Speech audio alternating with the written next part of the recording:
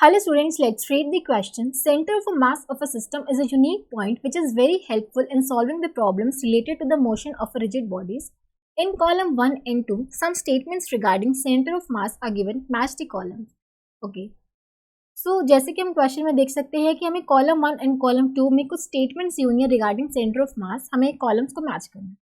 Column 1 के first में क्या देखा है? In the absence of external forces the internal forces. अगर यहाँ पे कोई भी एक्सटर्नल फोर्स ना हो तो नेट एक्सटर्नल फोर्स हमारा जीरो है. हमें पता है कि सेंटर ऑफ मास के मोशन को सिर्फ एक्सटर्नल फोर्सेस अफेक्ट करते हैं, इंटरनल फोर्सेस अफेक्ट नहीं करते. इंटरनल फोर्सेस सिस्टम में फेस में एग्जिस्ट करते हैं, ठीक है. तो इस इंटरनल फोर्सेस से हमारा मोशन पर कोई इफेक्ट नहीं पड़ता है, ठीक है. अगर कोई भी एक्सटर्नल फोर्सेस अगर नहीं वहाँ पे एक्ट नहीं कर रहे हैं तो इंटरनल फोर्सेस उसके मोशन को अफेक्ट नहीं करेंगे, ठीक है. सो फर्स्ट हमारा मैच करेगा सी से. It do not affect the motion of centre of मास, ठीक है.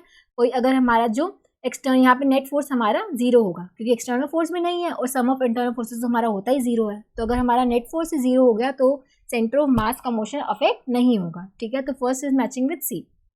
Centre of mass of a body can B.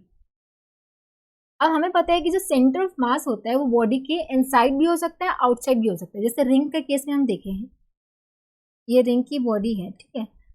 तो जो सेंटर ऑफ मास होता है इसके ज्योमेट्रिक सेंटर पे लाई करता है. तो मास तो इसका सिर्फ यहाँ पे है, ये इसकी बॉडी है, तो यहाँ पे कोई मास नहीं होता. तो जो सेंटर ऑफ मास होता है आउटसाइड द बॉडी होगा एक तरह से, ठीक है.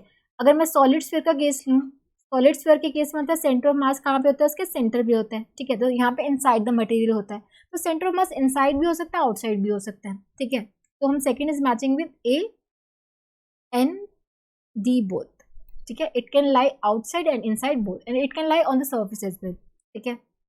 उसके बाद the position of a center of mass of a body depends on. Position of a center of mass किस पे डिपेंड करती है? It depends on the distribution of its mass. हम ए बी सी डी में appropriate कौन सा match कर सकते हैं? Position of centre of mass depend करती है उसके shape, size and the distribution of its मास पे, ठीक है.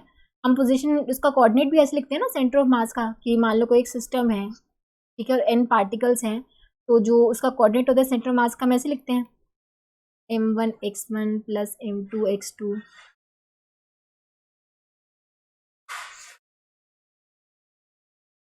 ठीक है. तो जो हमारा सेंटर ऑफ मास होता है उसका पोजीशन किस पे डिपेंड करते हैं? डिस्ट्रीब्यूशन ऑफ मास पे. तो ये मैच कर रहा है हमारा बी से. उसके बाद centre of mass of a solid cylinder. Centre of mass solid cylinder कहाँ होता है? हमारा मान लो 6 सॉलिड सिलेंडर है, तो उसका जो सेंटर ऑफ मास होता है वो डिपेंड लाई करता है उसके एक्सिस ऑफ द सिलेंडर पे, उसके मिड पॉइंट पे, यहाँ पे लाई करता है. Centre of mass of a solid cylinder हमारा inside the material of the body होता है, ठीक है. सो फोर्थ हमारा मैच करेगा ए से, ठीक है. तो हमारा अप्रोप्रिएट आंसर क्या हो जाएगा? First is matching with C, second is matching with A and D, third is matching with B and fourth is matching with A. So option 4 will be the correct answer. I hope आप सबको समझ आया होगा. Thank you so much.